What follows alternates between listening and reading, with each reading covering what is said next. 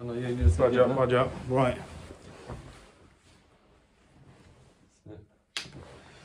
Right, good morning all. Farouk here from Disqualified Dads. This is the Disqualified Dads podcast. This is the second guest and this is the second recording. Right, I have a guest here today who has barely escaped and survived the evil family court system. I just want to talk to him about his story or whatever he wants to talk about as far as the journey, the family court system, and what he has lost along the way and what he has had to leave behind. So I'm not going to talk too much. He wishes to remain anonymous. So yeah, we're just going to touch on that. We'll give a little intro to the people. And... Hello everyone. All right, listen. My name is ABUG, yeah? ABUG. That's what we're known as. Firstly, I'm from London. I haven't got a London accent because to hide my identity, I'm just doing whatever accent I can, you know what I mean, bro? So this is why I covered myself. I'm not speaking my normal voice because I don't want anyone to know my identity. I've got reasons for that, but I'm not gonna disclose that. Can I just get, yeah, because obviously these situations, subjects, children that are involved, families involved, you're very delicate and he's not comfortable, you know, putting his identity out there. So that's why he's fully covered up, and also he's wearing the orange because I'm still a prisoner of the evil family court system. He's barely escaped. He's an ex-prisoner of the family court system. I'm a criminal and my crime is that I'm a father. That's my crime, bro. Right, so tell me a bit more, just tell us a bit about your journey, what's happened. Start from the beginning or wherever you feel comfortable. Talk about your journey. Oh, bro, it's such a long journey, you know what I mean, bro? I don't know where to start. Let me think. Where do you want me to start roughly? How the marriage got done, how it finished, what happened in between, what happened after? Anything you're comfortable with, you got to put it out there for the people to see in the community, especially the Asian community. We can address the sisters in our community, the way families behave in our community. We need to expose to the world what is going on and how then the family court system is allowing our people to use our own culture and religious against us. If you want to pull out the Muslim card that's being used in the family court system, anything you want to talk about from your marriage to losing contact with your children, your experience of the family court, anything that you are comfortable with, basically.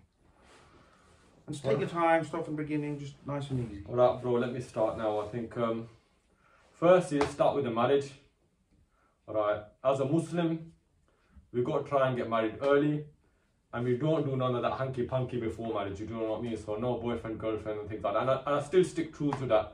But what I will say, when you're finding the partner and you want to get married, don't just rush into it. Don't go by word of mouth. Do your research, yeah? There's marriages out there where in the community they say, this is a good guy, this is a good girl. The families get together and say, you'll make a great couple and get them married. That's wrong, bro. Yeah, I've covered some of that in my community marriage scam series. I don't know if you've seen it, but yeah, carry on. So in my situation, the girl I was getting married to, she apparently came from a really religious family, do you know what I mean, bro? So her dad was like a big Islamic scholar, and her whole family, they had that look of like they're really pious and they're really good people. And even if they were really, as you can see, I'm hinting that maybe that wasn't the case, but even if they were, it's not always about piety, it's about compatibility. The guy can be very pious, the girl can be very pious, but if the compatibility isn't there, it doesn't matter. Can I point something outside? Just because someone appears religious doesn't mean they're generally a good person. That's the other misconception we have. We see someone religious, think, wow, he must be a good person. That is where the other misconception we have. It's a culture, bro. It's a culture. Like, assume, yeah. I'll give you an example, yeah. There's certain communities, right? So the dad's like an Islamic scholar. The mother's like she wears a whole, the face veil. And they probably are genuinely quite practicing, yeah, right? The brothers are like he's also learned in Islam, the older sisters. So the whole community knows them. And they all wear the Islamic clothes, they go to the mosque. But they might have a little brother or sister who's just growing up who might have a different idea, a different ideology. And then they don't really want that Islam in their life for whatever reason. But there's so much pressure on the community that they have to look that part, because it's like, how can that family have a girl who's not wearing hijab or have a guy who's not going to the mosque, whatever? So they'll put the attire on but inside it's not there, bro. Okay, so let me just touch on what you're saying. Yeah, what you're actually saying is that just because a family might be practicing, a child from that family may appear to be practicing just because the fact is towing the family line, because that's how they perceive them. But they may genuinely not be like that. They might just be completely different inside. But because they're part of that family, you assume they're religious themselves in that sense. And they feel pressured that they have to look a certain way. So they're pressured into being effectively fitting into the family and into the religious aspect of the family, but they're not truly practicing inside themselves. Yeah, and I don't want to knock religion. It's just one of those things that religion isn't a force. You shouldn't force people. If they're not on a certain level, let them be. Let them decide to get on that level. Don't be like, oh, you have to be like that, and it's not really there in the heart, because it's going to affect the people around them, bro. So that was my situation. Okay, so then moving on from that, so I literally married her because Let me just grab my coffee, sorry. Yeah. Cut that bit out. Right, carry on. You could even say I literally married her dad, bro. Because I thought he was a big scholar. Everyone was talking about him, bro. He's got such a reputation. He looks the part, bro. And everybody knows him. And I thought, you know what? I was young and I thought, this guy, his whole family, everyone associated with him must be top people, top religious people. And myself, I was trying to practice Islam as much as I could. So I thought, if I marry this guy's daughter, he must be practicing, she must be practicing. It's going to work out for me, because that's what I want. I want to be a practicing guy, and I want to marry a practicing woman. Do you know what I mean? So basically, young, naive, slightly rushed into it, assumed they were a religious family, so they must be good. That's what happened. Okay, carry on. What happened from there then? So, the foundations of my marriage, because they're still here, because this shaped everything, bro. So we went to like an Islamic gathering, and he kind of took advantage of me. I'd say I was very young. I was 22 at that time, right? Mm-hmm. And he was like, oh, this is gathering the good. So we already had talks about the marriage happening, but nothing was decided. My family hadn't decided, because my dad's a wise man, so he didn't say, oh, straight away do it. He was thinking like, let's take this one step at a time. But he put in my head, wouldn't it be great, bro, if you get married in this gathering, just get the vows done. And when you go back, your dad will be happy, like, yeah, well done. Into it. Yeah, I really felt for it, bro. He made it out like it was no big deal, that your dad will be alright, and then we can do the rest of the wedding. Duped, yes. Yeah, 100%, bro. Community. So I got groomed, bro. I literally got groomed. Yeah. You know what I mean? No, I know the feeling, bro. Trust me. I know the feeling, brother. Yeah. Sounds like you've been there, bro. You don't talk about me. Talking about you, yeah. Yeah. Alright, bro. So be there, bloody hell, mate. So that's that, bro. You know what I mean? So that is the foundation of my marriage, bro. It was never really gonna work, but the issue was that I got married. I went back and he made me believe, oh, it's gonna be hunky dory. You're gonna come back and they're all gonna be like, oh, well done, you got married. Don't worry, bro. We were gonna get you married to anyway. Let's have a big, celebration. You've done the vows. Let's have a celebration, bro. I came back and I got kicked out of my house, bro. You know what I mean? I came back, they were like, what the hell have you done? And I was like... Sorry, hold on, stop. I'm getting... So I came back from that. You came back from this thing where you accidentally got married. Basically, you got duped. I got groomed, bro. You got groomed. Yeah, that's right, bro. Yeah, that's right, bro. Sorry. Alright, look, sorry. I know I don't look like the kind that will get groomed. I probably look like the kind of guy that's going to do the grooming, bro. Oh, no. Good, you know what I mean, bro? Yeah, you sound like a guy who does it. Now you're making it worse for me, bro. You're making me cover up like, this is why I'm bad in my identity, bro. You're making like, this is why I'm bad in my identity. You got the accent, bro. People think you're a groom from a grooming gang, yeah? I know I sound like a grooming. I know I sound like someone who do the grooming. Right, and I know this might be because I might be a groom, but bro, trust me, I'm not, bro. I'm legit, bro. Look at me. Do I look like a liar, bro? Exactly. I think we're told just keep it down a little bit, yeah? Alright, don't worry, bro. Alright, enough of the grooming now. This ain't that type of podcast. Like, what do you mean enough of the grooming? Like it's actually happening, bro. Right, stop. Okay, right. Stop. No more grooming. No more grooming. No more mention of the word grooming, right? Okay. So, you were duped into getting married. You go home. You tell your parents, guess what? I somehow just got mine guarded and got married. They got peed off and they kicked you out of your own house. But they kicked you out of the family house. Let me say one thing, yeah. According to our religion, there was a companion of the Prophet called Umar radiallahu anhu, yeah. Umar, yeah. Mm-hmm. He said one of the fears he had for the generation coming down will be the eloquent munafiq, the guy who can speak well, but he's actually a hypocrite inside, bro. So he genuinely made me believe that I was gonna go home and everything, and I genuinely came home being, I actually believed I was going to come home and everyone's going to hug me. He actually made me believe that this guy's good with the words, bro. He could sell ice to an Eskimo, bro. This guy's... He's a good salesman. Yeah, he's a good artist. I came back, and that's it. I just want to point that while you're saying that, yeah, like I said, bro, there was a client that I was dealing with in Chingford in his area. His house was robbed by people who work for this Islamic channel, and they stand with other eloquent muftis, yeah, and they're going around robbing people's houses, right? But people that they don't even know in the community with these bully boy tactics. So don't worry, they'll be exposed in time as well. So just want to put that out there. Yeah. So carry on. You went home. You got home. Let's get serious. You got home. You thought everything's in hunky dory, and then you get kicked out. Yeah. So they gave me a chance. They said, "Look, divorce her now, and we'll act as if it never happened." Okay, I understand there was a bit of a shock for them that you just went out this afternoon and came back married. What the hell? Yeah. In our community, it's not done like that, so it's a bit of a shock. But why did they take a position straight away rather than sit and talk and maybe say, right, what happened? Explain to us. Let's go and see him. Let's go and see the girl or dad and find out how this happened. When I look back, I don't really blame them, bro. I mean, you've just gone and just done a huge thing. The first child in the family, you know, that's got married. And they panicked. They panicked, yeah. And it lasted for a while, bro. And I got what I deserved. I'm not gonna knock them for that, you know.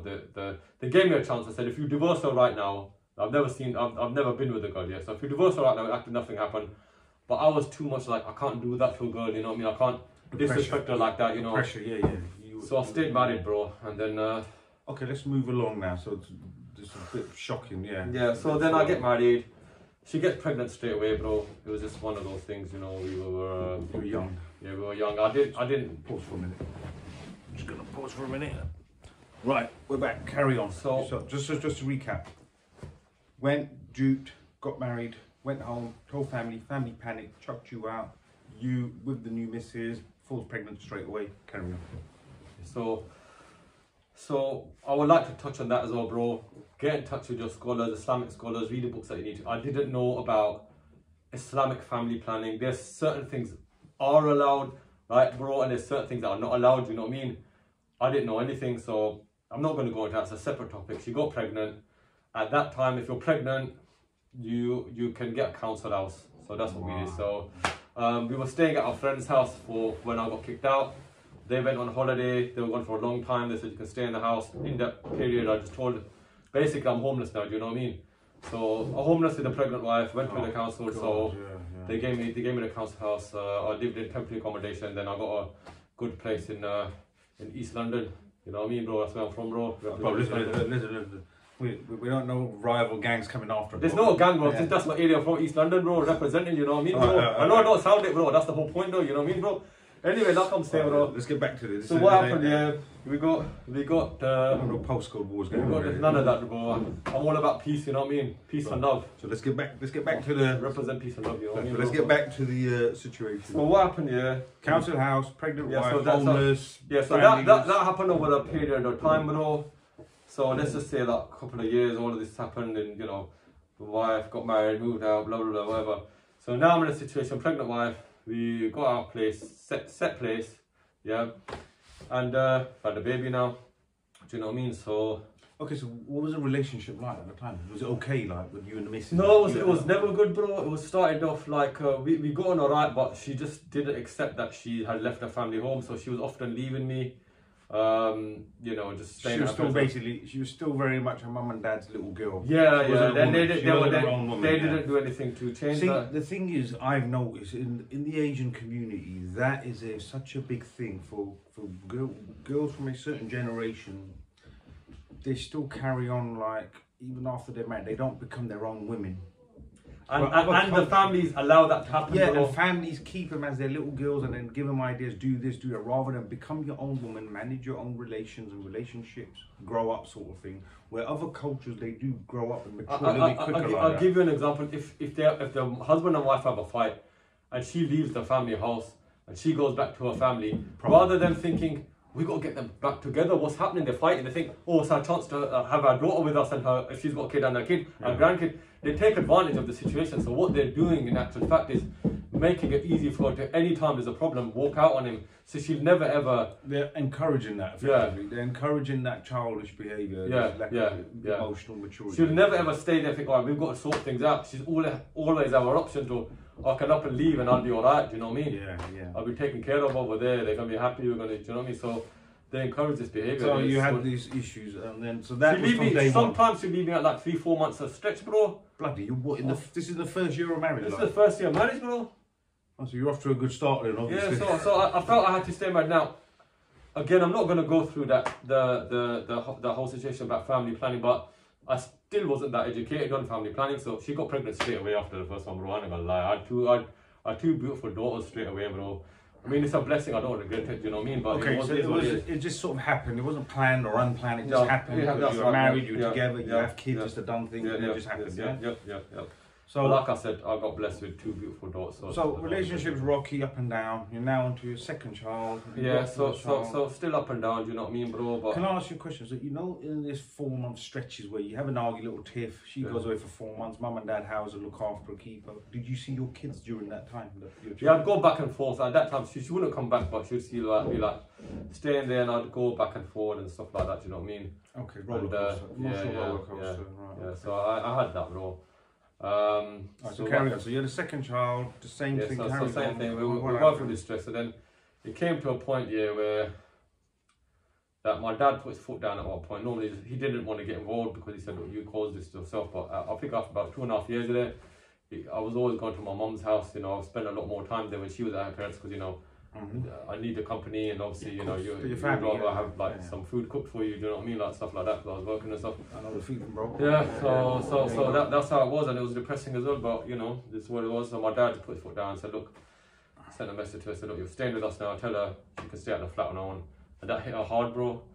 So she kind of fixed up after that for a little while. So the marriage was always up and down, bro. We had peaks and troughs. From that, I thought she kind of learned a lesson. Up and down, all of this. She wasn't the best of people, but when I persevered, there was certain times you could get on. Do you know what I mean? You had a few good. Yeah.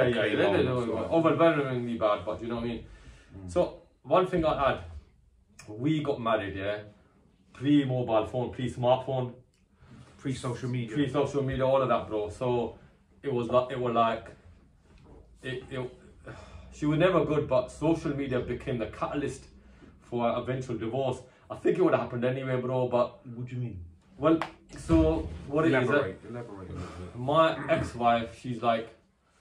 How did social media... Okay, I'll give that bit. So we're going up and down, There's always up and downs, I'm putting up with it. I think to myself, I've got kids, I've got family. So you got to it's not the best marriage, but we have our little moments, So, it is what it is. Let's just carry on with life, do you know what I mean? Enter the era of the smartphone, bro. So everyone's getting it, all these apps are coming. So what happened then was the whole feminist bullshit, bro. I mean, it's a big scam. Anyone who thinks it's something genuine that's going to help, that's going to better humanity, they're completely lost, bro. Yeah, so what happened was, she's never paid a bill in her life, bro. She's never done any kind of paperwork at all. Forget like council tax, bills. She ain't done it. She lived like a queen, bro. Yes, she's typical sort of Asian girl, well into her late 20s, 30s, have no concept of financial responsibility. Nothing at all, bro. It sounds familiar, bro. It's starting to sound familiar. And what it is, I put there was times where I was unemployed and not earning that much. So, as you know, the government gives you benefits. I'm not happy with that, but it was a situation where I didn't want to be like that, and I have worked myself way and regular employment. But listen, the people understand you Northerners, right? You're all claiming benefits. We know that. Carry on. Just told I'm not a Northerner, bro. No, it's the accent, isn't it? Carry on. Whatever, bro. I'm not a Northerner, I'm not Obviously, a groomer, I'm joking. Listen, got no beef against Northerners. Sorry, carry on. I'm not a Northerner, I'm not a groomer. I know you Northerners are groomers, but I'm not, bro. Stop with the groomers. Carry on. I'm from East London, bro, representing, bro, you know what I mean? Listen, we don't know driller gangs coming after us, right? Carry on.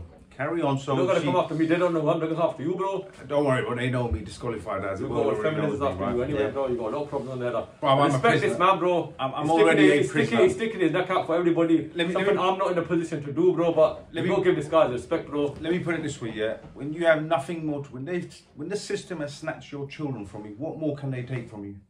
What more? Nothing. There's nothing that can be done to me or anyone. That's why we're going to expose this. Sorry, and carry on now, Social media, smartphones came out. What happened? She had to pay the bill. You weren't benefiting. What happened then was, bro, so I paid for everything. So even when I needed benefits, bro, as you already explained, They would go into her account and she'd treat that as her money. Hold on, stop. That's the bit I missed. All the money went to her account. Her account, that's right, bro.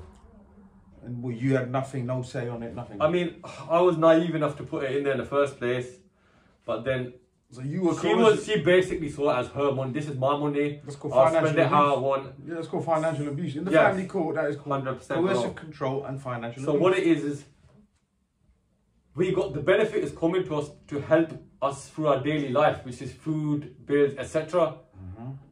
But she's spending it like it's her own money. She said, you earn the money for the family. This is your money. This is my money. She was saying like that. So we're now struggling to buy the shopping, bro. Struggling to pay the electric bill. I said, look, you got to contribute because everything was in her account, bro.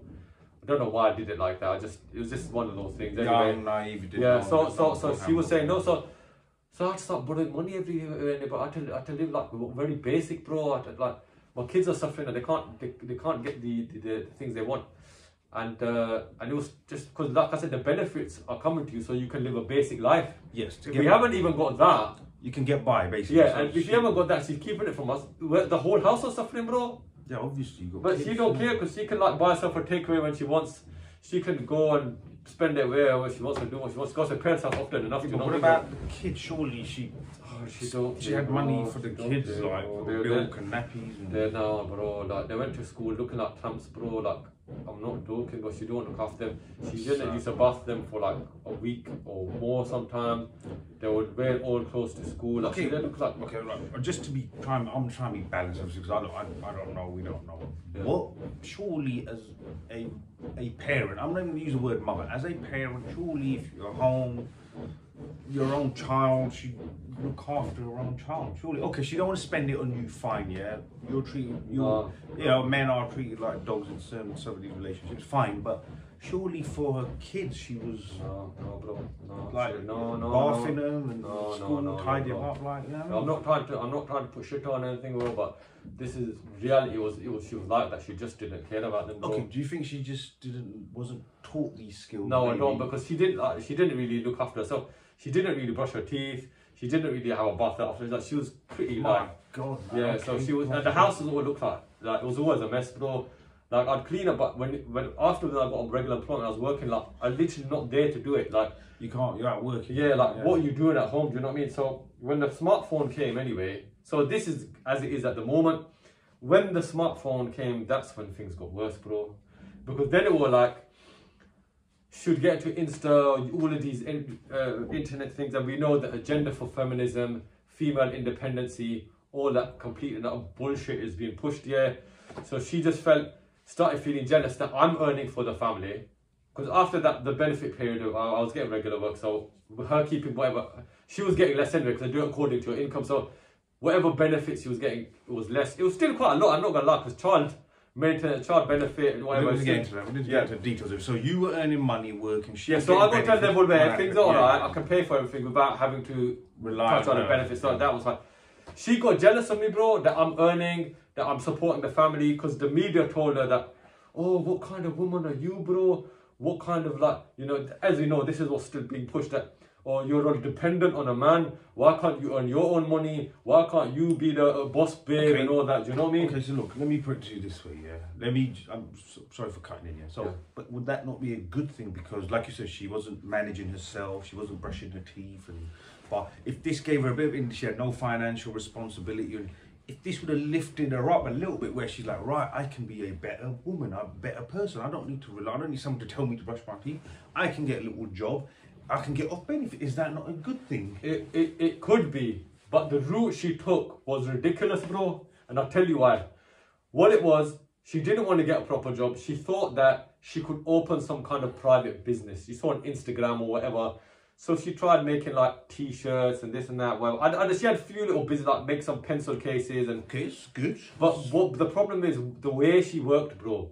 She'd invest all the money she had, which is some of this stuff was expensive to get the equipment. To do all of that, she'd invest in it, she'd set it up, she'd get bored of it. She'd get rid of that, start something else. She went through tens of businesses, she never got to the point where she made a penny out of any of them, bored of it. I remember one time she spent £300-400 on certain equipment for a certain thing. Remember, these are all benefit money, so she's coming easy to her, you know what I mean, bro? She got that set up, she did a little bit, didn't really take off, didn't really push it to take off. And then what she do? She sold that all for £50. And then she did something else. Then sold that, then something else. So I'm not saying it's necessarily bad. I think it would have been good if she just went out and bloody worked somewhere. Just you know what I mean? Job, just work as a cleaner, work in McDonald's, do something that would have made a job. Realise the value for just money. Get a job. That wouldn't have been a problem. I'm not against that, but I'm not necessarily against women working. Do you know what I mean? But the route she took, she thought she'd become a millionaire overnight. She sing at home. Instagram. You know, the hype that you see. The whole Instagram life. Yeah. That fake bullshit that they portray. The perfect life, on Instagram. Yeah. And there probably are many people who have come across an idea and it's taken off. And they've made loads from it, but they did. If you look at the back, they'll show you a shortened version on Instagram, bro. But if you look at the history of it, bro, they probably put a lot of hard work. Took many years. They don't show the hard work. Yeah, you just see the glamour. You see there, 5-10 minutes, little bit of time, you know, doing this job didn't really work. Next thing, and investing. And she started that when I still wasn't earning. So the money that we haven't got to pay for food at that time is going on all these bullshit things, and then they're getting sold for pennies. Do you know what I mean? Yeah. So it was very, very tough. So that was one thing. The other thing was that, like, you don't need a man. That's what feminism was pushing. You don't need a man in your life, you know. So she was getting more money. So she was jealous of me earning, and she wanted to prove that she didn't need me to get by in life. Do you know what I mean? And on top of that, the whole thing where she used to cover up and everything, but like I said, I think it was just pushed as a culture. Really, I think she wanted to just... And in the end, after we got divorced, she stopped covering properly and wearing whatever, do you know what I mean? She had her own... Basically, she was having her own identity crisis. Yeah. So you got embroiled into that. Yeah, and she was just a nasty person, bro. She just didn't treat me well at all. She didn't have any respect. And so in the end, what ended up happening, right, bro, was that it got bad for so long, so much swearing, abuse, and all of that, bro. But to talk about your kids now again, so where were the kids in all of this at this So stage the kids, now? How many years is this in now? We're talking, just social media came out. Just put some context behind it. 8-9 years, so like... So this is everything you've just said it spans over an 8-9 year period. Yeah, roughly. And how many kids did you have? I had one more after the last kid I had was 7, so I've got 3 daughters now. And yeah, bro, so I'm just struggling to stay with this woman, but staying for the kids, you know. And you had a good relationship with your kids? Oh, brilliant, bro. They loved their dad. I mean, you know, it was what I look forward to coming home. We used to play all the time. She wouldn't do nothing with them, bro. Literally nothing. I'll pick them up from school, just leave them. Do you know what I mean? She'd sit on... She became an addict. There's people who use their phone often. There's a full-on addict. She wouldn't lift her head up off the phone from the moment she came home. So she was glued to the phone. Bro, she was a good cook, yeah? Uh-huh. When she got on the phone and addicted to the phone, she couldn't get off it enough to cook food. So she'd make the same boring thing all the time, like some rice and something like that, bro. But it'd always get burnt because the way she cooked when she was on the mobile phone, she'd go in the kitchen, do a little bit, go back on the phone, do a little bit, go back and forth. The food was always getting burnt. So she was glued to social media. Yeah, she just couldn't get off. Her whole life just got ruined from it, bro. She couldn't cook a proper meal, bro. A basic meal was getting burnt on the regular, bro. Okay. Because she just couldn't get off it. Before, when things were alright, she was making gourmet meals, bro. But when she got addicted, she couldn't make a basic thing, bro. It would get burnt. Social media. So that was happening, yeah. So the one good thing you're saying she did, even that got ruined because of social media. Yeah. She could cook, bro. If she wanted to cook, she could do it. So there was literally no time for the kids, bro. You know, it would be, and when she cooked it, she'd put it with them, and they would sit down in the living room, eat the food, and she'd leave them to it, and she'd go back and she'd eat it on her bed while she's doing the social media, bro. Yeah, and when I came home, you could see her face drop. Oh, he's home. I gotta get off my phone. I feel bad. And she'd be on the phone till the moment she went to sleep. The moment she woke up, literally full on addict, bro. Full on addict, bro. There's regular users of mobile phones, but there's an addict. She literally could not get ahead of it, bro. That became our life. I'd come home, I'd eat the burnt food, whatever. She'd never sit at any meal with us. All of us before used to sit together. Now it would just be me and my daughters having basic food that didn't usually come out right. She'd always just leave us to eat, go and eat while she's on the phone on her bed, bro. And she justified it all the time. I've got to do my research. I want to open my business. I want to make money. Did this go on for them now? This is now 8-9 year span. You're saying this led to this now. Yeah, this happened for another 3-4 years, bro. Bloody hell. Maybe 5, yeah. So how long were you married together in total? I think 12 years before I left the house, and then after the divorce, it's probably like 13, 14 years, bro. Bloody. All right, so now let's move along a little bit. So this was your life, yeah? Yeah. Randomly cooked. So anything good that she had, anything good that all her qualities are good, because she's got nothing but phone, bro. She's not doing anything productive. I used to find out, bro, she became so lazy when she used to drop the kids to school when they were 5, 6 years old. She would stop at the block before the school and go home. Then 5, 6 years, they're walking to school on their own, bro. There's a long block all the way around before they get to school. Are you for real? And I'm thinking to myself, what did you have to go home for? You don't do shit all day, bro. You're literally going to go back and go sleep. She used to sleep 10 to 12 hours a day, bro. Half her life is going to sleeping, bro. Bloody. But she used to drop them the block before the school, bro. Okay, look, but this is, okay, let me ask you this. They're 5, 6 years old, bro. They're walking on the street on their own, bro. No, hold on. Let me ask you this. This is where people don't realise, yeah, unless you've been in these relationships, people just assume, why couldn't you do this, put your foot down, all this sort of crap here in the community, yeah? Let's address that for a minute. Now, this woman, you're going out to work because you still got to provide, put food on the table. You have to go to work. Yeah. You are leaving your children with this woman. You've got no choice. You can't challenge her and bring it up because you got to go out to work. Your kids are left at her mercy at the end of the day. And I found that out literally after the divorce. So there's so many things you're doing. When you're not there, you don't know. You don't. And the kids don't really, they're not going to speak, they're not thinking, it's normal to them. Kids are so I used to find this out years later. And I found out this was going on. I asked my kids and then found out, and then I found out it's happening. And when did it happen? When they were in Miss So-and-so's class. So I realised that you were at that class at this age, do you know what I mean? So I really been going on for so long, bro. Even look, I'm not gonna, even listening to it is heartbreaking, man. Poor little kids, honestly. It was bad, bro. It was bad. And like I said, they're not bathed. They weren't looked after properly at all, bro. And it got worse when I left the house after the divorce. No, but people just, this is what I'm saying. When you're in the relationship, this is what people don't understand. When you've not been with someone like that, how bad things, it can drag you down. But you have to keep going because you're thinking, if I pull out or if I don't do something right or just keep going, who's going to overall look out for my kids? At least I'm sort of semi here in between work and stuff where I can help a little with my kids, yeah, and be there for them, yeah. I think people don't realise when you're in that volatile, delicate relationship, when you're with someone, it's like a grown-up child. It's like you're bringing up, you're trying to support your children and this grown-up child, someone's dumped on you. That's exactly what. Would you say that's a good analogy?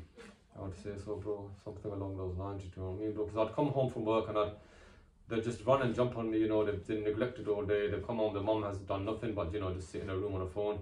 And I'd play with them until they went to sleep, bro. I'd literally just do their work with them and do Okay, so let's move on for a little bit now, yeah? So this went on till one day after 12 years. So afterwards, right, let's get to the separation what happened was her sisters, child contact. So she'd always be going to her family saying that she's suffering, bro, she's playing the victim. So I didn't even know that, bro, but then it came to out later. It came to the point where she wanted to divorce and she wanted to divorce. Yeah. So she's been online, on media and all that, and it's telling her, you can get someone better, bro. You'll get a better husband. Why waste your time? It's like, who the hell are you going to get better than the father of the children, you know? You're older now, slightly overweight, and you've got 3 kids. You're going to find someone great, are you? And you've got nothing to offer, bro. She's going to find a high value man. Look, you keep hearing it. She might find a high value man. Bro, I'm telling you now, I'm married now. If I was single, the first thing I'd do is go and find an overweight woman with 3 kids who can't even cook a meal without burning it. That's exactly what I do, bro. Come on, bro, let's be real, bro. You're a high value man. That's what high value men are looking for. You're damn right, I'm a high value man, bro. Alright, let's carry on there. So what happened, bro? So what happened? She's got the media's telling her to get divorced, right? So that's telling her now, I can do better than this. Yeah, better than being at home, everything paid for, and you don't have to do nothing. You can be on the phone all day and burn the food, and you're right. You can do better than someone who's going to put up with that. Oh bloody hell! So that's what put up with her. Then her sister, right? Her sister got divorced, bro. Her whole family got divorced, bro. It says, you know, the apple doesn't fall far from the tree, you know what I mean, bro? So her sister, after she got divorced, obviously the council, this whole agenda that they got, bro, they gave her a house, they gave her benefit money, and she's a free woman. She started telling my wife, what are you staying with him? If you get rid of him, you're going to keep the house. And you're going to get paid by the government. You're a free woman. And they pushed her family pushed her to do that, bro. And there's another institution I want to expose. And this is a very so-called religious practicing family, yeah? Yeah, so-called, bro. So-called practicing families, like I said, pushing for these little scams to get council houses and breaking up families and kids to get council houses. I want to expose the women's shelter, bro. I've got to expose this, bro. Yeah, do it. So what happened, right, bro? So what happened, right, was that to get her own counsellor, she started doing the research. Her sister's hyping her up. So her sisters, right, they're telling her, and the reason I know that she told me all of this, I was sitting in contact, so she told me, she was like, oh, if I leave you, I'll get the house, I'll get money. So she told me all this. And even before she was divorced, her sisters were on like marriage sites looking for husbands, yeah? And they were doing it while she used to stay at their house, and she was there like, look, you can find someone. That was making a thing. Come on, everyone showed their best on a bloody marriage site, bro. They were just trying to get laid on. Yeah, that's what. But they all brothers are trying to get. Even these Muslim marriage sites, they're all trying to get laid, bro. Yeah, I tell you that now, bro. Don't fall for it, bro. So she was like thinking. So then she was thinking, oh, I can get someone like this, you know. And her sisters who divorced probably speaking to guys who look like they're the best, and they're showing interest, and they think that, oh look, I can get someone, but they will get with you, bro, for some hanky panky, and they'll leave you alone, bro. Do you know they're not there for serious? Let me just say one thing: when a woman gets divorced and she's got kids, there's 3 types of people who are only gonna marry her, bro. 3 types of people. Remember this. Remember this for the ladies out there. You'll be able to understand this. 1. A complete bum and a useless man. He's not high value, bro. He needs somewhere to live. Yeah. I need somewhere to live. Yeah, there you go. He's available. I'm available. I need somewhere to live. He knows, but you can get somewhere to live. You're alright, like, you can do it on your own, bro. Cool, he's useless. He don't want to work. He can't earn. He's just the scum of society, bro. Carry on. And the 3rd? No, but so he's gonna marry you, so he's got somewhere to live. Yeah. So that's 1. 2nd, he's a bum. He's just a deadbeat. 2nd, he wants a visa, bro. They will marry a dog, bro, if they can get a visa. These people from certain countries. Well, I'm telling you, bro. I've seen young 20 years old marry 60-year-old women, 70-year-old women for a visa. For a visa, bro. Okay. So next, you can have 100 kids. You can be clapped as hell, bro, but they're still gonna marry you on a visa. 3rd person, they want hanky panky, bro. They chat to you like, yeah, I'm the dog's bollocks. You know what I mean, bro? I'll be a good husband. I'll do what I want. They lure you in, bro. And then, even if you're not the type of one who gets involved in that, you're vulnerable, let's admit, you're vulnerable. They're all hustlers, basically. Yeah. They're all out for and you're going to get there, and you're going to get with the brother, and he's going to be like, do you know what I mean? I'll get you. And by the time he's had a bit of lumpy-pumpy with you for a little while, you move on to the next one. So basically, look, okay, so yeah.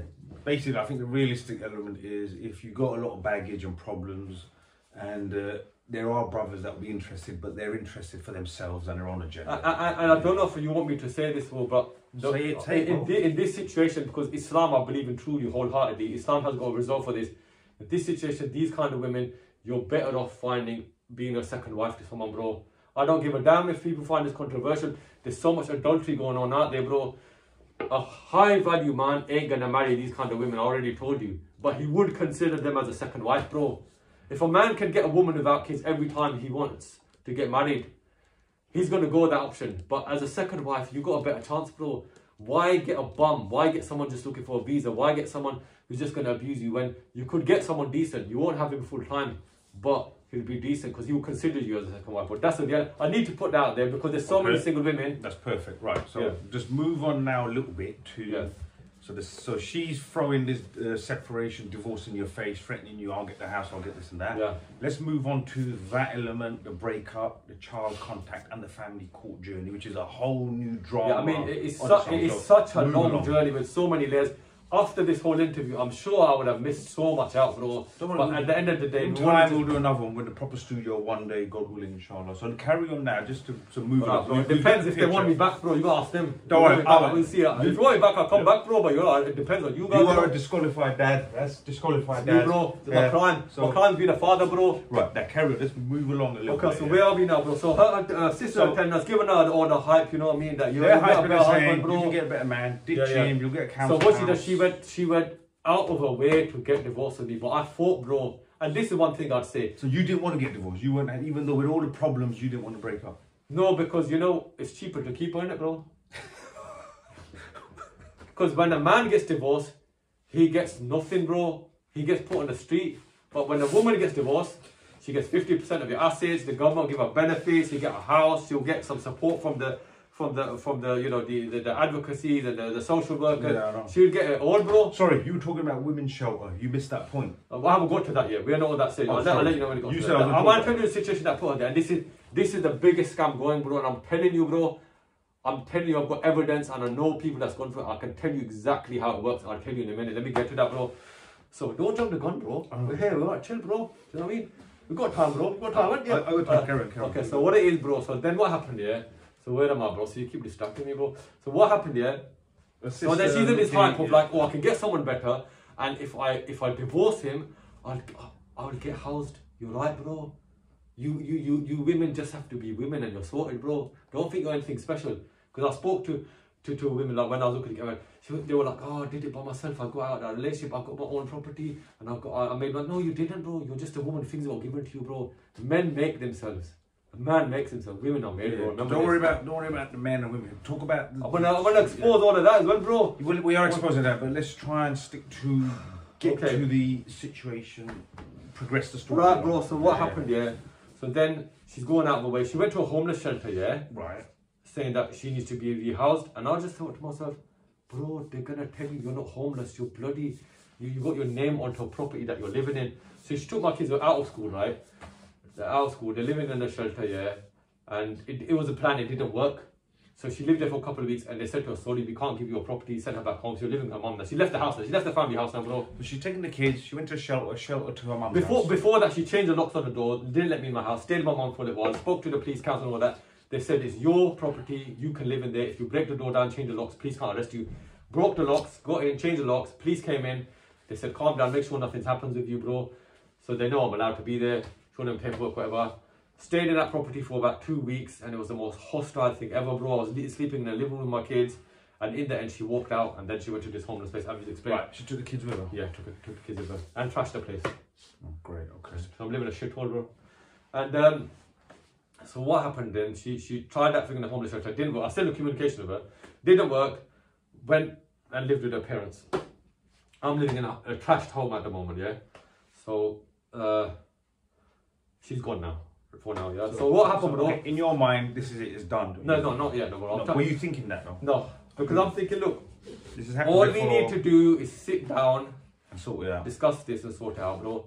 So then what happened, yeah? One day, yeah. So she must have done the research. She must have spoke to people, and this is the scam I'm going to expose now, bro. So I come home from the afternoon prayer, right? About 1:30, quarter to 2 or something like that. I came home, walk into my house, right, yeah. She's there. I know what you doing here. She said to me, right, me and you here, I'm going to phone the police and say you assaulted me. She told you this to your face. It's just me and her in the house, bro, and I didn't even know that she was there. Do you know what I mean? She was the last house, she's a mom. She came on. I'm gonna say you assaulted me. All right. So what happened is I was taking less on the bed because it was like summer and I had a long, hard morning work. Yeah. So I heard her on the phone phoning the police. Now I thought to myself, if I get up and try and stop her, it's gonna sound like I'm do you know what I mean? You assaulted her, yeah. Yeah. So I had to let her go, and she said what she said, and she just said, look, I phoned them, you're gonna get done now, bro. And I was like, and then she left the house. So I had another job to go to, bro. I'm a trader like him, bro. We're both traders, you know. Traders are high value men, you know. Remember that? Anyway. So carry on with that. So what happened then? You went to your other job. So I went to my other job, yeah. She called the police, reported it. So as I walked out to go to my other job, in the hallway, like on the bottom passage, yeah, I see police coming into the property. I thought it must be for me. And I just thought to myself, I ain't got time for that shit, bro. You know what I mean? So I went to work, yeah. After I finished work, bro, I phoned my brother and I said to him, yeah. I said, bro, you know, this what happened and that. She just said this kind of shit. I see the police. He goes, bro. So this is the evening now, yeah, bro. So he goes, bro, you know what? Turn yourself in, bro. You can't get away with it, bro. Turn yourself in. No, sorry. I went home that night and stayed the night. So the police are gone and come and gone. I stayed the night. In the morning, I told my brother that this is what happened. He said, turn yourself in. So I went to a certain police station in East London, bro. Certain police station. I went there, yeah.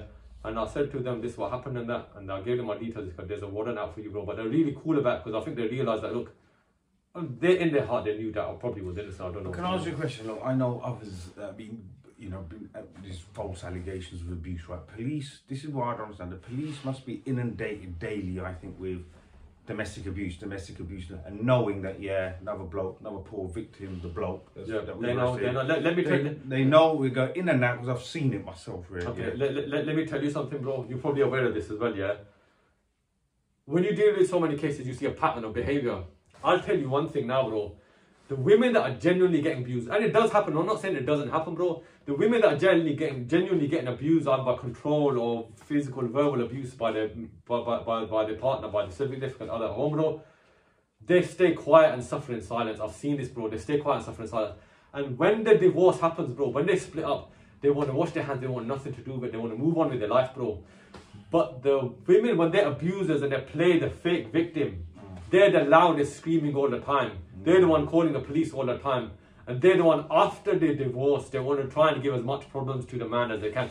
They're always the ones who are actually the abusers, bro. The real victims suffer in silence, bro. But the actual abusers are the ones that make the noise. There's no way, I'm a layman, bro. There's no way social workers and police don't see this pattern. But they believe there's an agenda behind it to make them overlook this. They are all part of the family court machine, as mentioned in that video. 100%, right, so carry on. So you go to the police I'd like to say one more thing. I knew a detective who was a personal friend of mine. He said exactly this to me, bro. I'm literally repeating his words. He goes, the ones who are getting abused suffer in silence, bro. But the ones who are the abusers, they're making all the noise. He's a detective. He's seen it, bro. Well, I was speaking to one of the founders of one of the organisations. They said since the legal aid mandate change in 2013, the abuse claims have gone since the legal aid mandate change. So you can't just claim it just like that unless it's abuse. Suddenly, abuse allegations from 2013, 2014, since that mandate change, domestic abuse allegations by women have suddenly gone like that. Surprise, surprise, bro. Yeah, so just would have put that. So carry on. Sounds like an agenda to me, bro. So you went in, handed yourself in. Yeah, the following morning. So I handed myself in. So they arrested me, bro. It was a depressing time, you know. They put me in custody, put me in a cell, bro. I've never been in there. I'm not a criminal, bro. I don't do this criminal activity, even though I look like I do it all the time, bro, but I'm not. What about these little gestures you were making the other day, just drilling or whatever gestures you Well, I'm a criminal. I am a criminal now. I'm a father, but that's a criminal now. Being a father is being a criminal now, bro, son. So carry on. Sorry, jokes aside. So what happened? I got you put went in the cell. Embarrassing, bro. They take all my, empty my pockets, took my belt off, went in there, said, can't even have a piss properly, bro. The cameras are looking at you. You know, you're there. It's just horrible. It's horrible. It's horrible. Oh, you've been there though, right? Yeah, it's horrible. Yeah. All right. So yeah, so it's horrible, bro. But I had an amazing lawyer. I'd like to give a shout out to the lawyer. Her name's Jo. I don't know her last name. She was a brilliant woman, bro. She came in. She dealt with it. She sat me down and said, I know you didn't abuse your wife. I know all the... She told me herself, lawyer. The lawyer, she's a private lawyer because I had a friend. He saw that this was going to happen to me.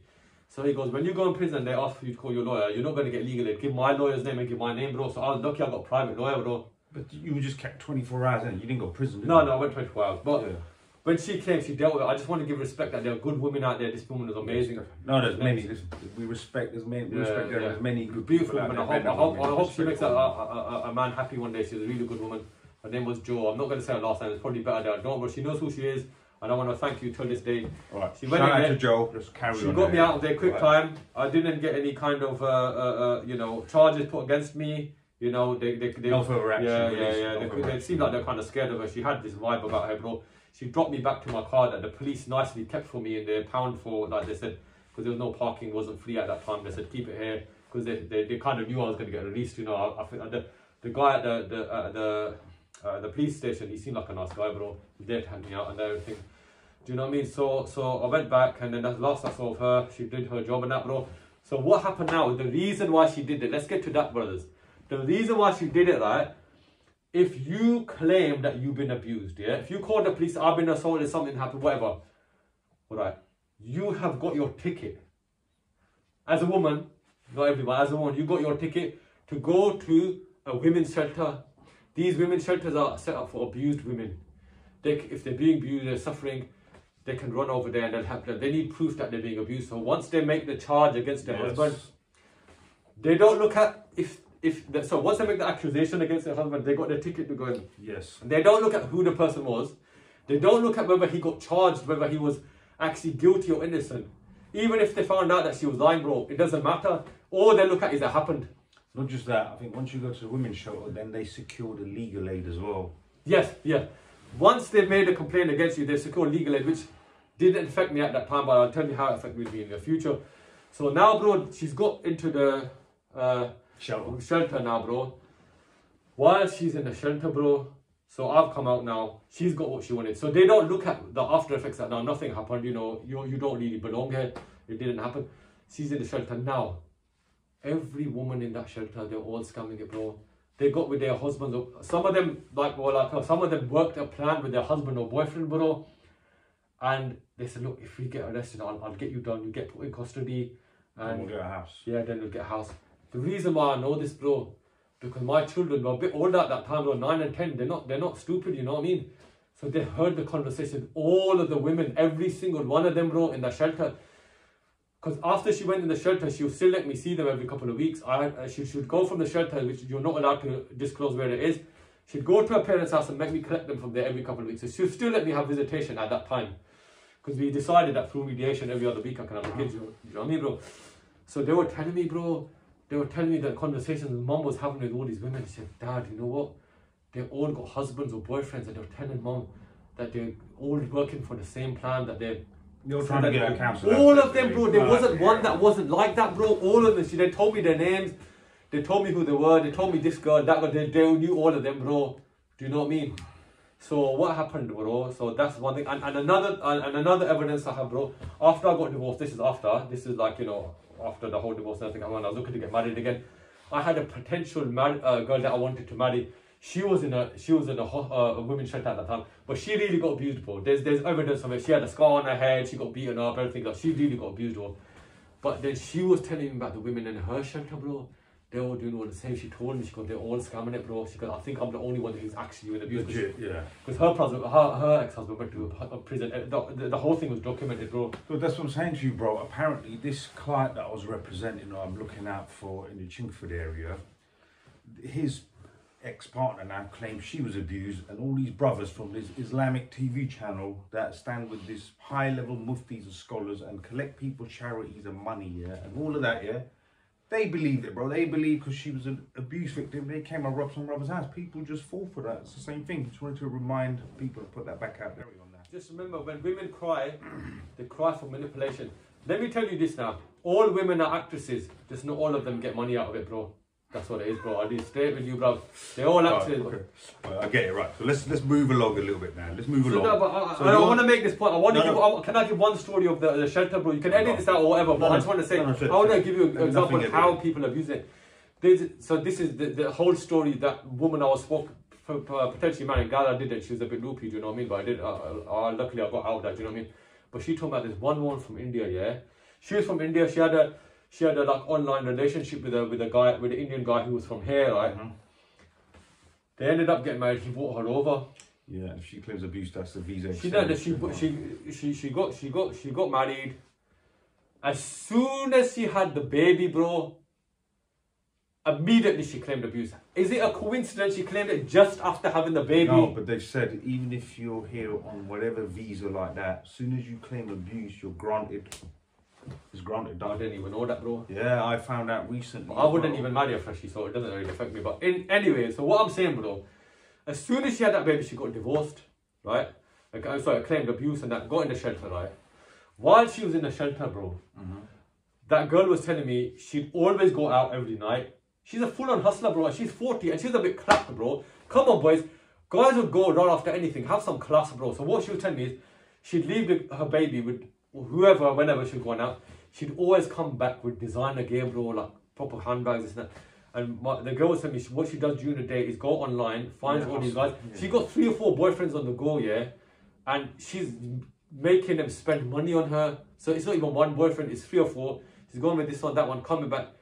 And she's clapped, bro. Yeah, she does. Have some clap. Okay, look, we get that. We know. No, this. But now I want to finish it up. So then, while they're in that shelter, bro. Yeah. One night she got like all the girls are going out. I said, where you not going? She goes, well, we're going to have a party to celebrate her getting her citizenship, bro. That's what I'm trying to tell you. But this country, how stupid is that? This woman has fully hustled. She's got citizenship, and shortly after that, bro, she got a house in the place the area she wanted to live in, bro. But this is exactly it. You know, we wonder why there's problems in this country right now. Let's move along a little bit now. So your situation, she's in a shelter, she wants a house, you've still got access to your kids. How did things then So it was a very depressing situation because she stayed in the shelter for about a couple of years, bro. Okay. Normally they find housing after 4 months. Her problem was she was still written as a tenant in the property that she was in. I said to her, look, give up. I wanted her to get housed now. Do you know what I mean? I wanted them to get housed. Give up your tenant. For your kids. Yeah, because they were changing schools. They changed shelter a few times. Yeah, it's a big mess. Good for them, yeah. And I said, look, give up the tenancy. You'll get a property quicker. How old are the kids at this stage? So they're like 10, 11 now, 11, 12. And they're changing school. The younger ones, they changed school in that period maybe 4 or 5 times. Yeah. One of them just changed because they got bullied, bro. No, bloody. And one of them had to take, she was only 9 years old, 10 years old, and she had to take 2 trains to go to school. Like they were somewhere so remote. I phoned social workers and they said this is an acceptable age for them to be travelling, bro. They told me that it's acceptable. That's sickening, bro. And what I also found out, the little one used to go to the nursery nearby the hostel. There were plenty, and all the women used to take their kids there. She could have let the kids go, the little one go with them, and she could have dropped the older one off by the train, but she won't bother, bro. That's what it was. So what it is now, she's been there for a very long time because the reason why they're taking long to get her the property is because she's still tenanted to her house, bro, because they're all gone there. They actually hope they haven't gone anywhere to go. They're not actually tenanted anyway. That's why they're moving a fund to get a bit quicker. But she tenanted, so the problem. So when I was still in contact, I said, look, give up your tenancy, right? With your house. You'll get it quicker. She said, no, I need it as backup. Oh, flip. In case it doesn't work out, there's something I've got to back up. Do you know I'm what I mean? coming back to your gaff, yeah, or wherever this house is. Yeah, and let me tell you something, bro. So this went on for 2 years, but you had contact how often? There's so many little details I can give you that will shock you.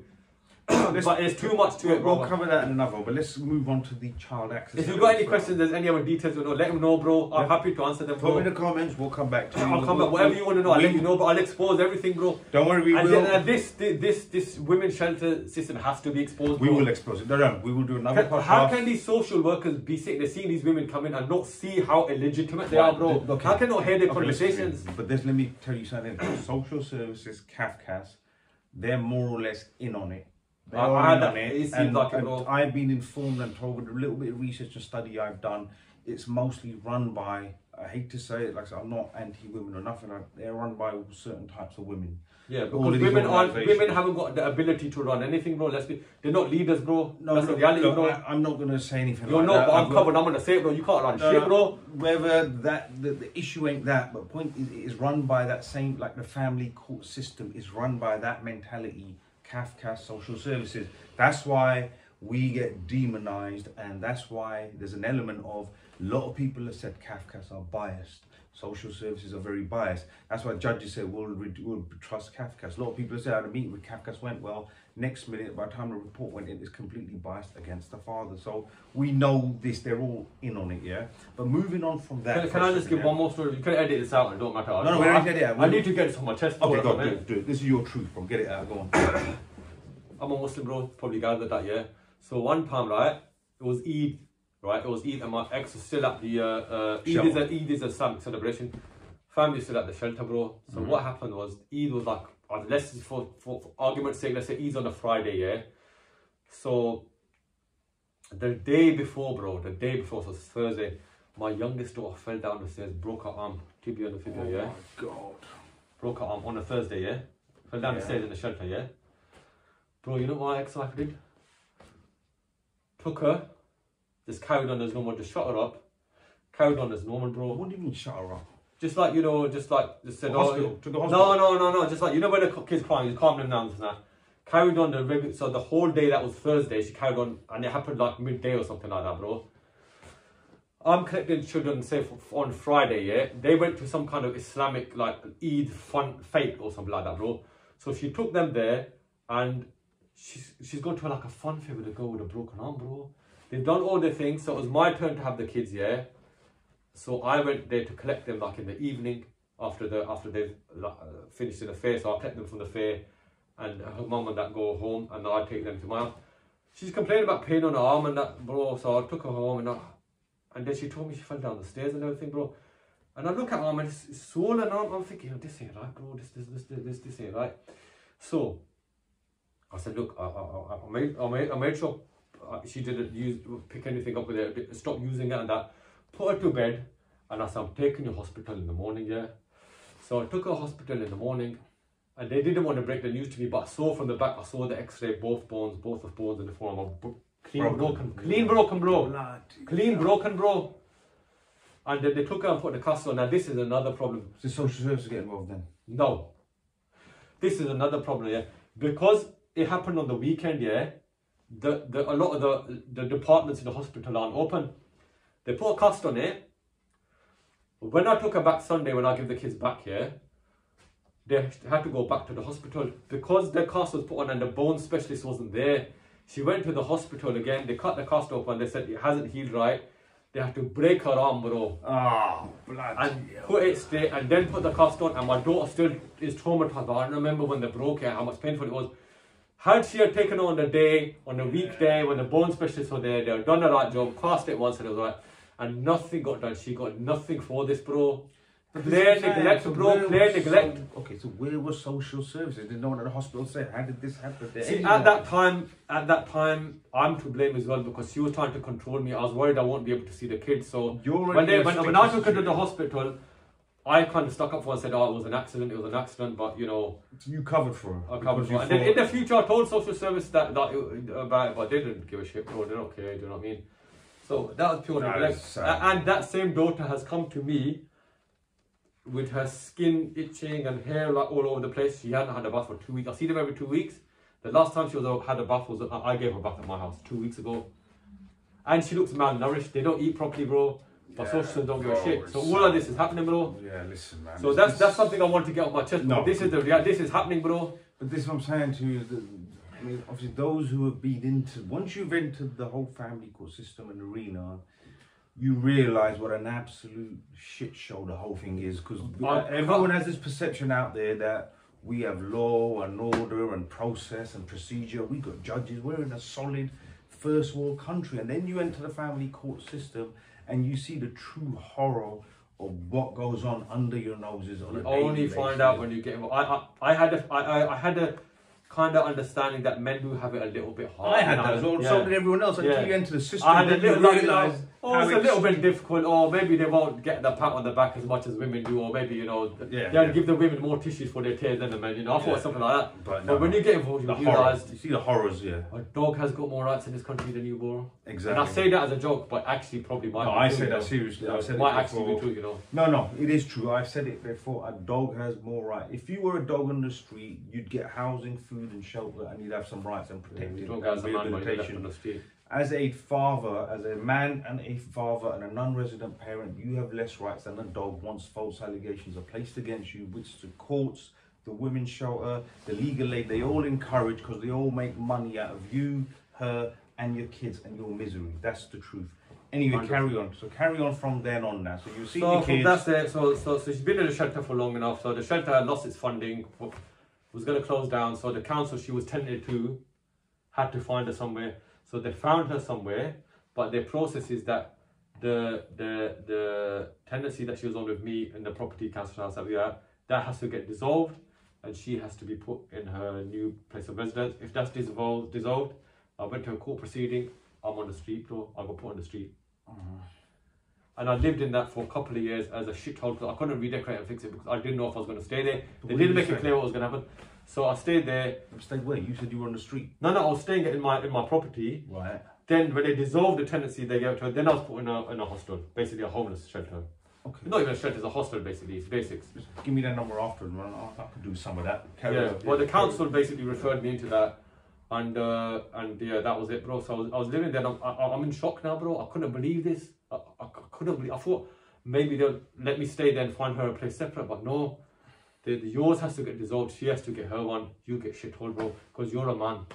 There's no other reason behind it, bro. Yeah. So I'm homeless. I'm homeless, bro. I'm gutted and I'm shocked. And so I'm in that homeless centre. To be fair, it wasn't the worst place in the world. They recently refurbed it, and what they do is they've got like their own website that you can access, and they come up with properties that you can rent and stuff like that. So I was there for a little while. It was very difficult, bro. I didn't get any support from my family the way I should because they just. All of the allegations that my ex made against me, they thought that you must be in the wrong. No woman would do that for no reason. Because women assume, they're emotional, they assume, so especially come from mum and sister, because you must have done something wrong. She wouldn't do that for no reason. That was their argument. That's why women can't be leaders, because men think logically and say, look, what's happened there, what's happened there. Women are like, oh, it must have happened. If she's crying, he must have hurt her, bro. Yeah, that rhetoric is very hard to fight against from man. I get it. So Yeah. carry on. So what happens? So I got very little support, bro, and I didn't really want to go to my mother's house often because every time I go, look what you've done, look what you've done, look what you've done. Even though I haven't done a damn thing. It's a constant I didn't get any. We need sympathy. We need support. She's getting support for being an abuser. Do you know what I mean? She's gone to the hospital and they're saying, "Oh, come on, come on."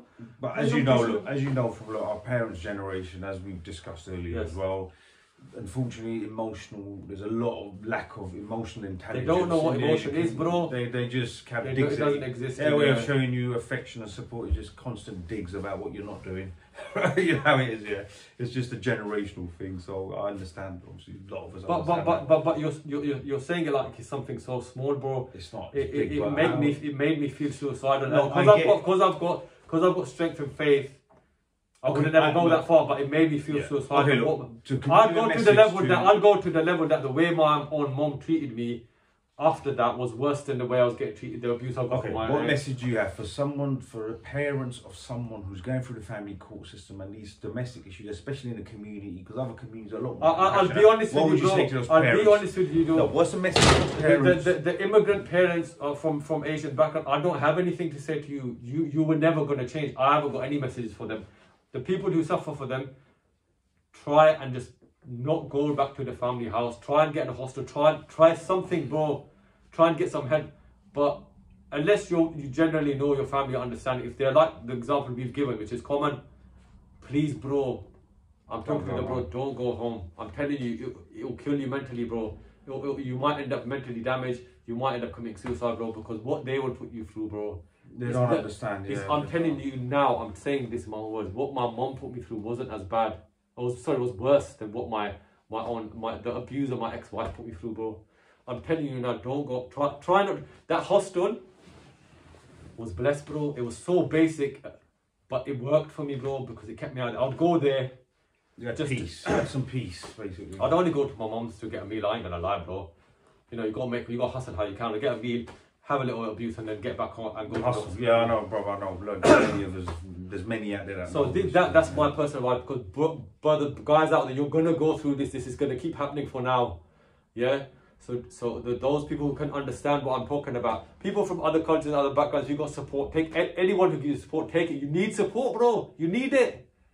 It's not a big man. It's not embarrassing to say that you need support. You need it, bro. Take it where you get it from. Do you know what I mean? But when you know that's gonna happen to you, and if you get in that situation, get out, bro. I don't know what would have happened to me up here if I stayed there. I really don't know, bro. I'm not lying to you, bro. So move along. That's a bit of advice I've got for you there as well, bro. What happened from there? Advice, bro. Get in contact with us, send some message. I've got plenty of advice, bro. I'll tell you exactly what to do.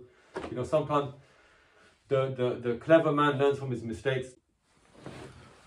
Right, went for a short break. Welcome back. Right. Yeah, bro. We just had a drinks. Well, he had a drinks break anyway. You know what I mean, bro? Right. So now let's talk about. You were living in a shelter. You had no family support because of the lack of emotional intelligence from certain generations, from our culture, from our elders. There's no emotional intelligence or support. You've been living in a shelter. You've got limited contact with your children. Let's move the journey on to the loss of contact and then how you entered the family court system. So you've lived the nightmare at this stage for about 12 years. You've lived this nightmare. You've been in and out of your kid's life. You've seen your kids, you know, going through a lot of shit, basically. You've been through a lot of shit yourself. You're totally alone. You've got absolutely no one. Continue from there. What happened? So she still let me have contact with the kids, as we discussed in mediation. When you get divorced, you go through mediation. They set a plan out. It's not legally binding, but you both agree to it. Do you know what I mean? So she let me have the kids every other week. At that time, I'm in a shelter, bro. So on the weekends, I'm going to my mom's house, right? Nice big house. The kids have got a good relationship, mom and sister. It was very difficult because, like I said, I'm still getting abused by them, still getting told off by them, still constant digs. But I had to go through it because my kids did love it there. Yeah, because my mum did feed them. Yeah, it's their grandparents. The grandkids, yeah. The auntie with my sister, she did spend time with them. So they didn't. I suffered, but they didn't. So I was happy. I made that sacrifice, which I'm more than happy to do. Do you know what I mean? I got to see my kids. I got to see them smile. Do you know what I mean? So this is ongoing for the next. So there's still the element of control, bro. Whenever I want the kids, if she decides, no, you're not having them this weekend because I'm going to go somewhere with my family, I don't have a say. So she pulls the strings as she wants. Yeah, you're at her mercy. Yeah. So occasionally she would just abuse her authority. Sometimes I felt it was just for the sake of it, you know, because she could. But I missed the weeks here and there. I didn't see them in bits and bobs, whatever. But I put up with what I could. In that 3-year period, I was looking to get married again. I was searching for the right person because our marriage died a long time ago, so it wasn't difficult for me to get back on the ball. And within 3 years, so I was looking for marriage. Yeah, when we were separated, and a divorce happened at that time, which is the shelter. So by the time... Right, did you have a legal divorce or was it an Islamic divorce? Both. Right, Both okay, They happened quite quickly, it wasn't a problem. There was no assets or anything. That's another thing. If you've got nothing, you've got nothing to lose. I didn't have any property or assets. And I feel blessed, bro, because the longest difficult divorce is when you got all of that shit. When you lose everything. When you got nothing, you got nothing to worry about, bro. Do you know what I mean? I'm not saying keep yourself poor, stay humble, people. If you stay humble, it's less of a blow. blow. Less of a blow. So that 2-year period, while I was living in the council house that she left, we were divorced by then. And that 1 year I was living in the shelter, bro. I was looking for my life partner, hopefully.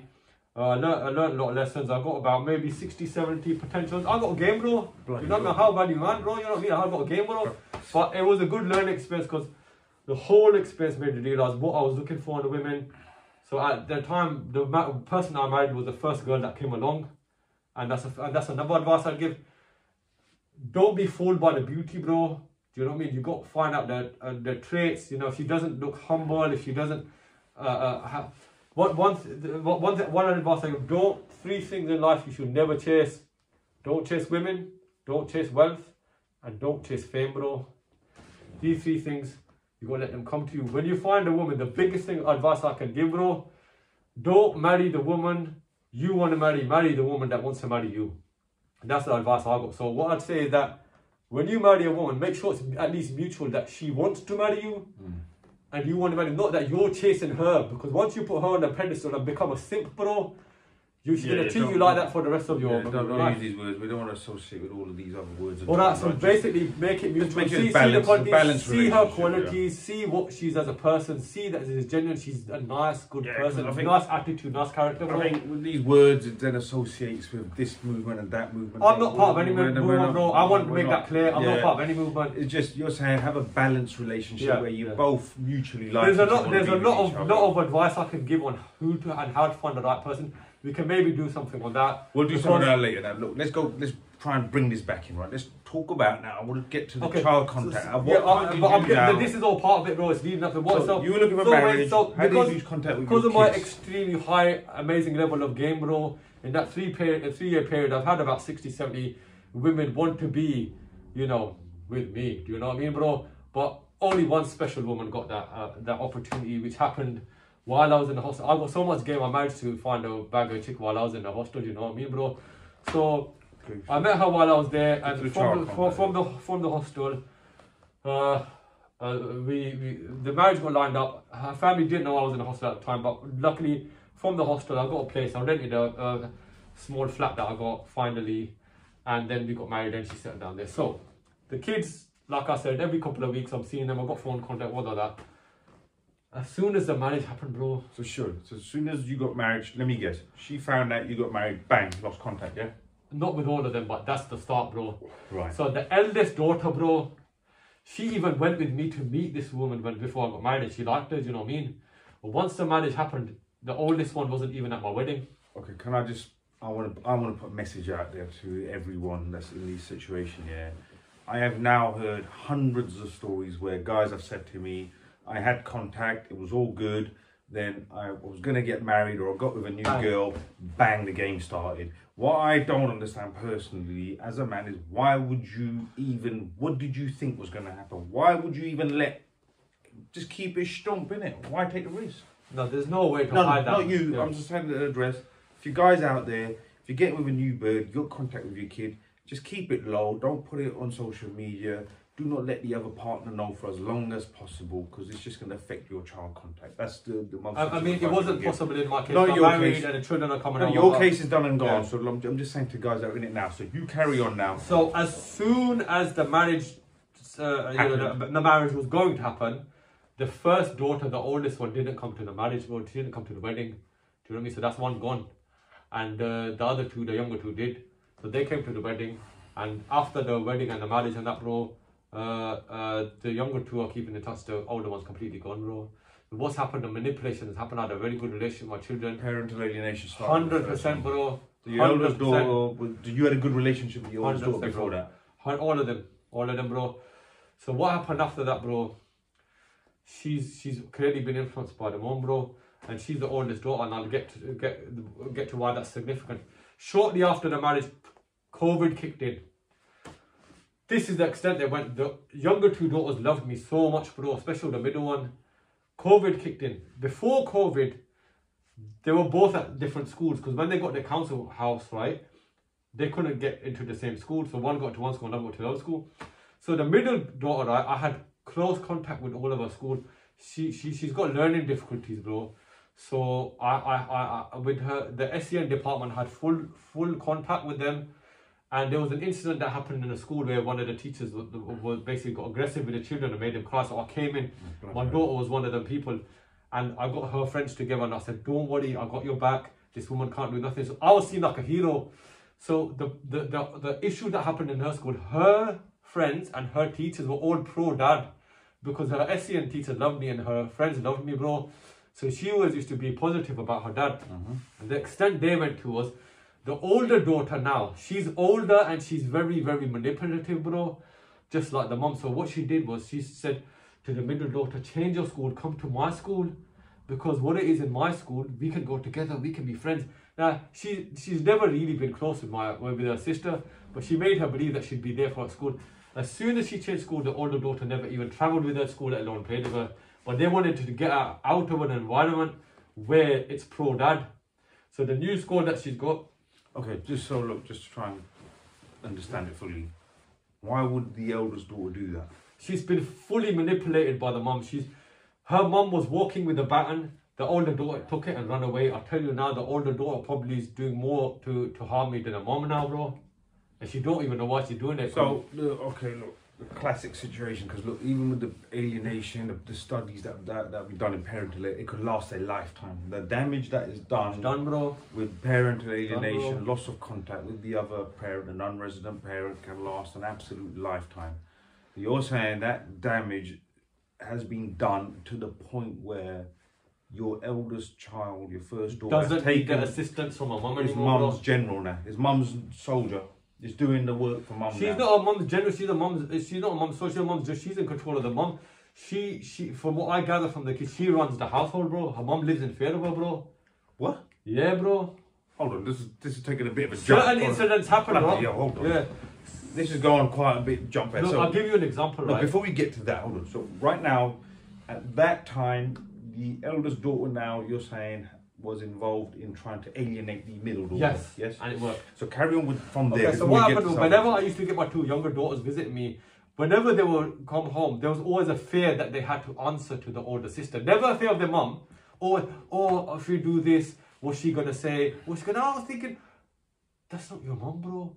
And even when I dropped the mum, sometimes the older one, just to rub salt in the wound, she'd come down, because they lived in a high-rise flat, she'd come down and snatch them off me before I could even drop them to the door. And I would text the mom and say, what are you doing? Like, why are you making it? She goes, I didn't tell her to. I got no control of it. She done it herself. So the mom's admitting that she's got no control. There's a few texts I've got. She goes, I can't do anything. Okay, how old is she at this time? My daughter. That daughter that's doing this. She was 13, bro. 13. Okay. She's 17 now, but I have to say she's gone, bro. She's old enough to make a decision. She's kind of like she's gone, bro. But I'll get to that. Because we'll get to that. We watch so many films in our life and we always think there's going to be a happy ending. When there isn't a happy ending, bro, we get depressed. Like, why didn't it work out? Everyone's been telling me, don't worry, bro, they'll come back, they'll come around, bro. Because they're telling me that based on the films that they watched, bro. People say I don't go by films, bro. No, people I think say that because they, number one, look, those around you, people don't know what to say. Secondly, she's 17. Maybe in another 20 years' time, something might happen and she might seek it. Who knows? But reality is, the childhood is gone. Yep. That childhood ain't coming back. No. That damage, and we have to remember as well, they're victims just as much as we are. That's true. So, as much as I understand what you're saying, I understand the pain and what she's doing to alienate the other kids, but she's a victim, bro. She's a victim herself. Remember that as well. I'll say these kids are victims. Like, I know a guy in his 20s, yeah. As soon as I talk about mention of him getting in touch with that, he just shuts down. Defense comes up because he's a grown ass man, yeah. And his dad lives in the same area, but he don't want to know him. Just shuts. As soon as you mention it, just shuts down. Why? That's probably my daughter's in that position. Bro. So carry on from there. As you're saying, the eldest daughter. I mean, we can touch on all of that again. If you've got questions, we can go into this. We will touch on all of this again many times in future podcasts. But let's try and just get this. So she succeeded in taking the middle daughter now. She made her go to the school that's not pro dad, or they don't know the dad, and I've got no contact. On top of that, my middle daughter made friends with a girl who hates her dad, because before she left me, she was telling me about that. Yeah. It just so happens that she made best friends with her, and my ex-wife would let her come over and stay the night. And they never let any girls ever stay from any of their friends' circle. They can come over, never visit and stay the night in the house. That girl was literally living there, bro. She was staying all the time. Why? What was the reason? Because she was anti-dad, bro. That's what they wanted. So they're taking the second daughter away now, bro. Now the first daughter, because she's so young, she was only like 8 years old. The third daughter. Yeah, 8 years old. I haven't seen her for a good few years. So she would be too shy to come and stay with me. Did you have contact at that time? So you lost the first one, you lost the second one. Were you having contact with the third one or not? The third one, after I lost both, she didn't want to come physically and stay the night probably because of the pressure. So I still had phone contact. And then it came to a point where the older one was taking the phone away from her and hiding it. Because when I spoke to, I lost contact. The phone was on and off. When I phoned the little one, she said to me that the older one, I found the phone under her bed mattress. So clearly she's been hiding it from her. So they kept making excuses. The phone keeps cutting out. The battery's not good on it. So I got a brand new phone. Like it had this really long battery life on it. Brand new phone, brand new number. I sent that to her by post. So now that excuse is gone out the window. And in the end, you know, the older one just took the phone away. The young one told me she kept taking it before it happened. Phone is gone, and I haven't spoken to her since, bro. It's been about 2 years now. Yeah. Flipping. And she's turned against me now, bro. Because I'll tell you one thing that happened here. There was in my youngest one's school. There was a Father's Day event, so I thought, brilliant, I can go and finally see her. And so it's been like about over a year or something now. So she really loved me. She even when the phone was there, she used to find the phone, and you know, so she was trying to get in contact with me. So I missed her a lot, and I thought I'll turn up at the Father's Day. I went in the school, yeah. I went there and I said, this is my chance to finally see her, because the mom isn't here. It's a Father's Day event, it's just me. She came in the hall, right, when they were sitting the classes down, and then she sat down and started crying, bro. She saw me start crying, and they had to take her out of the hall. She missed the Father's Day event, she was crying. And I got in touch with the teacher. The teacher said, oh, it's too much for her. So I realised that she's gone as well, bro. It's done. There's nothing I can do, bro. That was 3 years ago. That's 3 years ago, yeah, bro. And did you go into the family court for access? Yeah, I did go to the family court, bro. You filed a C-100, I take it. Yeah, I did all of that, bro. Did all of that. So the procedures were going. It was very stressful. Me and my wife, she got the legal aid, I didn't, as you know. So the lawyers are scams as well, bro. I'll be honest with you. Because they'll make it out to you as you're going to get an end result. But bless Father the Justice. What was the guy's name again? Matt O'Connor. The one. Oh, Mackenzie Pickup. Yeah, Daniel Pickup from Mackenzie Pickup. I love you, bro. I sat down with him, yeah. I paid a minimum fee. I'm not going to disclose because they might change the fee. And he told me exactly what's going to happen. Because we're going to have this sitting, we're going to have this hearing. At the end of it, bro, you're going to have mediation. I said to him, Dan, we did mediation when he first got divorced. She's gone against mediation, yeah?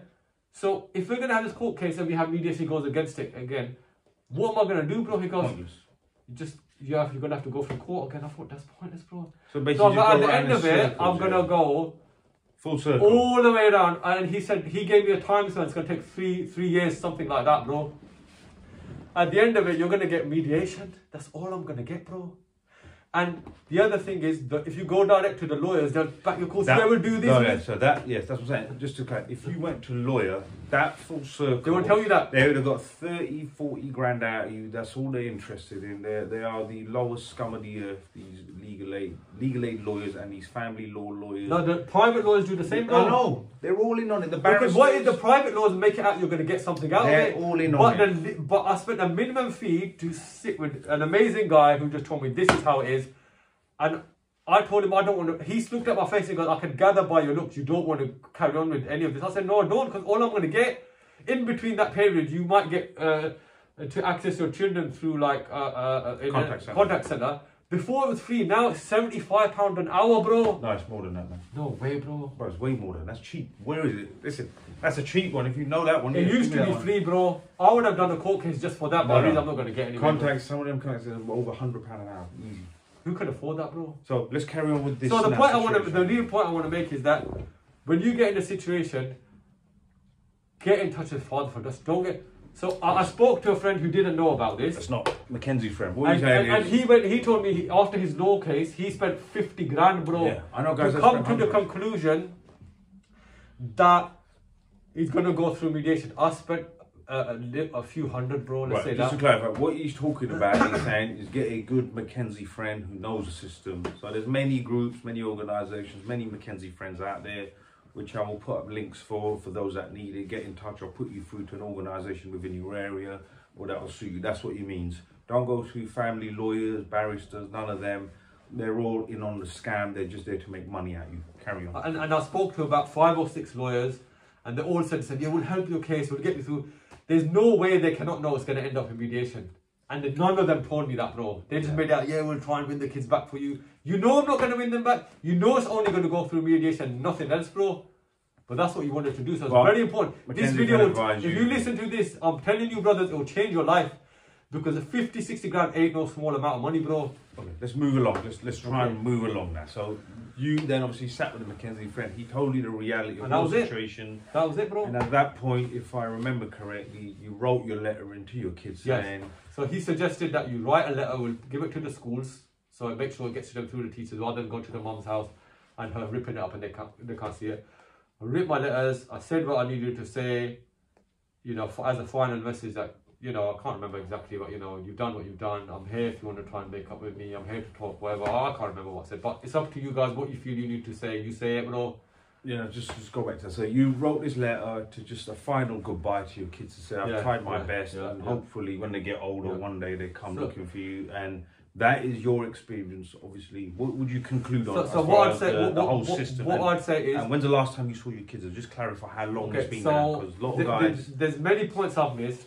But by the time I wrote the letter, I knew in my heart, bro, I've done everything I possibly can. Wallah, I've done everything I can. So I don't feel guilty. I don't think there was any stone that was left unturned.